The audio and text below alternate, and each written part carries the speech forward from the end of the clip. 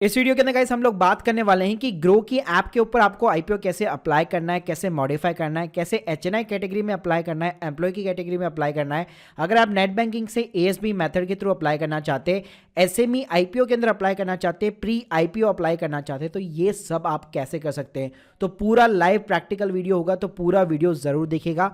साथ में आईपीओ के ऊपर अगर आप अपने चांसेस को इंक्रीज करना चाहते हैं अलॉटमेंट के, तो उसके ऊपर मेरा डिटेल वीडियो ऑलरेडी बना हुआ है। इस वीडियो की लिंक भी मैं आपको डिस्क्रिप्शन बॉक्स के अंदर प्रोवाइड कर दूंगा। प्लस अगर आपकी कोई क्वेरी है तो आप मेरे साथ में टेलीग्राम चैनल के ऊपर ज्वाइन कर सकते हैं। तो गाइस सबसे पहले हम लोग यहाँ पे नॉर्मल तरीका जान लेते हैं कि ग्रो की ऐप के ऊपर नॉर्मल तरीके से कैसे आईपीओ अप्लाई होता है। अगर आप ग्रो की ऐप के अंदर ही अप्लाई करना चाहते हैं, तो जैसे आप यहाँ पे ऐप खोलेंगे तो आपको स्टॉक्स वाले ऑप्शन के ऊपर ही आईपीओ का सेक्शन मिल जाता है।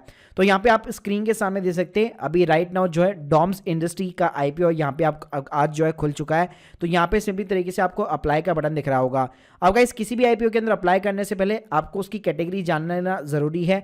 तो यहाँ पे आप देख सकते हैं apply as regular, as a employee और as a high net worth individual. तो तीनों टाइप की यहाँ पे आपको कैटेगरी दे रखी है, आप किसी भी कैटेगरी के अंदर अप्लाई कर सकते हैं। जैसे यहाँ पे आप अप्लाई के बटन के ऊपर क्लिक करते हैं तो सबसे पहले ऊपर जाकर आपको अपनी कैटेगरी यहाँ पे सेलेक्ट करनी पड़ेगी। तो हमेशा यहाँ पे आपको मोस्टली चांसेस ये रहेगा कि आप रेगुलर कैटेगरी के अंदर अप्लाई करने वाले हैं। इसके अलावा आपको एचएनआई और एम्प्लॉय का भी यहाँ पे अलग से ऑप्शन देखने को मिल जाता है। तो गाइस यहाँ पे सबसे पहले आप देख सकते हैं अगर मैं रेगुलर कैटेगरी में अप्लाई कर रहा हूँ तो उसमें एक लॉट मेरे को अप्लाई करना पड़ेगा। 18 शेयर है एक लॉट के अंदर, प्लस कट ऑफ प्राइस के ऊपर 14,220 रुपए का मेरा यहाँ पे इन्वेस्टमेंट होने वाला है। साथ में अगर आप ऊपर देखेंगे तो यहाँ पे आपको ऐड बिट का भी एक ऑप्शन मिल जाता है और आप मैक्सिमम 3 बिट यहाँ पे लगा सकते हैं।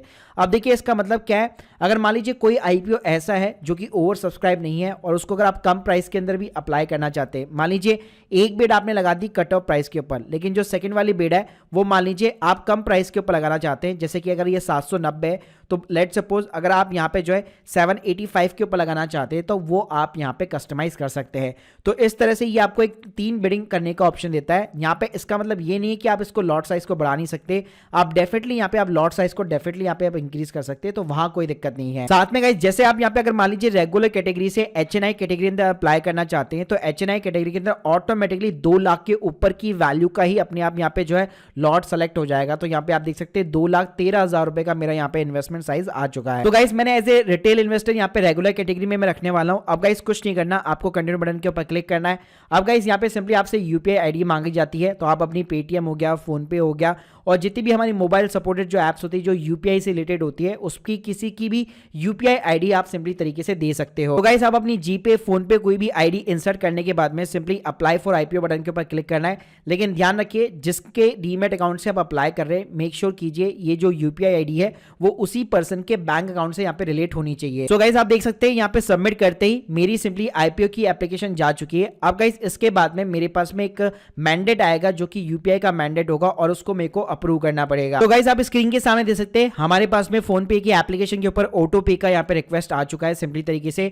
तो जो अमाउंट था उसको हमें सिंपली तरीके से अप्रूव कराना पड़ेगा। तो यहाँ पे आपको व्यू डिटेल्स करना है और इस मैंडेट को यहाँ पे सिंपली अपना पिन नंबर डालकर अप्रूव कराना है। तो गाइस जैसे आपका मैंडेट या ऑटो पे सिंपली तरीके से अप्रूव हो जाता है तो अल्टीमेटली आपकी जो आईपीओ की एप्लीकेशन है वो एक्सचेंज को यहाँ पे भेज दी जाती है। अगर गाइस यहाँ पे मैंडेट नहीं होता है तो ये आपको इस टाइप का जो है यहाँ पे मैसेज दिखाने वाला है और जैसे आप इसको रिफ्रेश करेंगे तो सिंपली तरीके से मैंडेट अप्रूव होने के बाद में आपकी एप्लीकेशन यहाँ पे सक्सेसफुल हो जाती है। अब गाइस मान लीजिए कई बार अगर आपको इस एप्लीकेशन को मॉडिफाई करना है, कैंसिल करना है, तो यहाँ पे आपको ऊपर कैंसिलेशन का बटन भी दिया हुआ है। लेकिन इसको कैंसिल आप जो है यहाँ पे जब भी आईपीओ ओपन होता है और जब भी क्लोज होता है उसी के बीच में कर पाएंगे।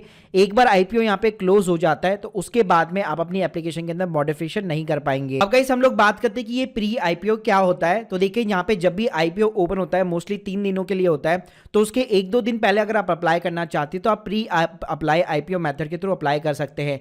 लेकिन देखिए प्री आईपीओ का मतलब ये नहीं है कि आपको आईपीओ यहाँ पे जल्दी मिल जाएगा क्योंकि आप पहले अप्लाई कर रहे हैं। तो यहाँ पे आप जो है विंडो जब ओपन नहीं होती तो उससे 1 या 2 दिन पहले अप्लाई कर सकते हैं।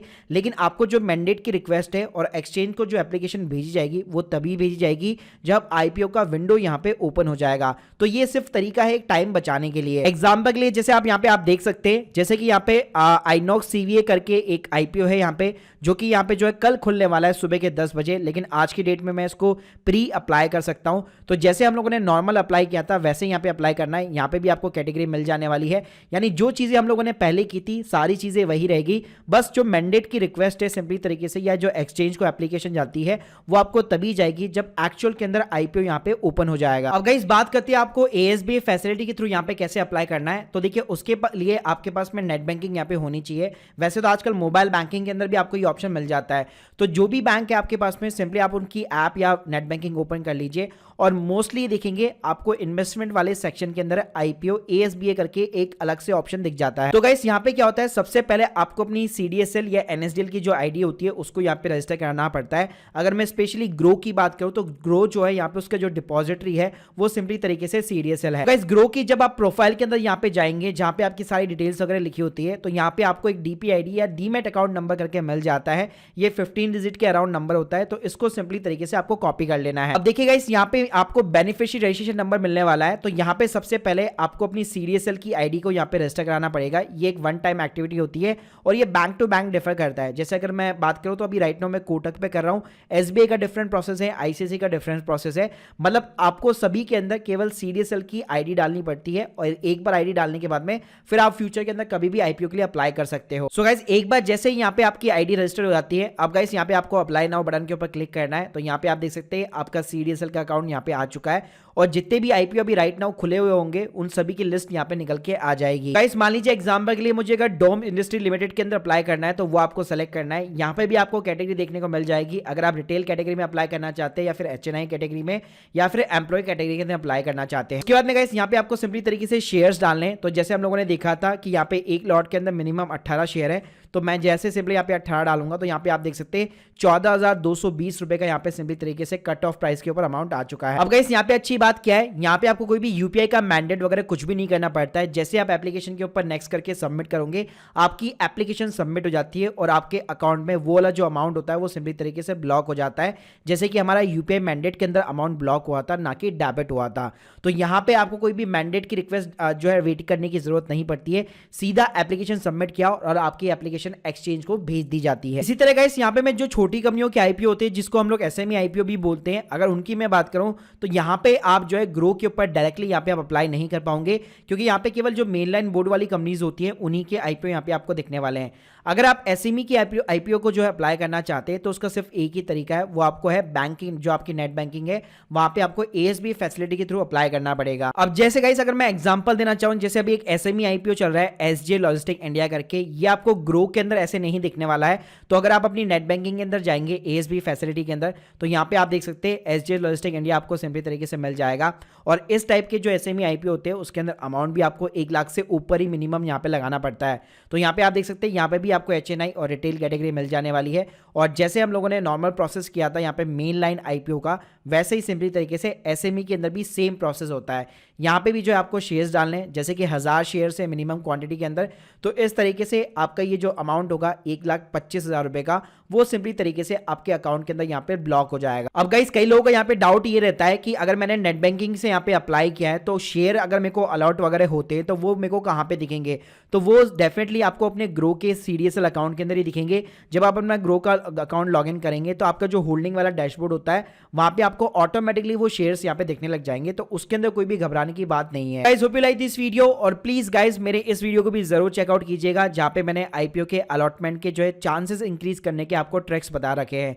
So guys hope you like this video, thank you guys, thank you very much.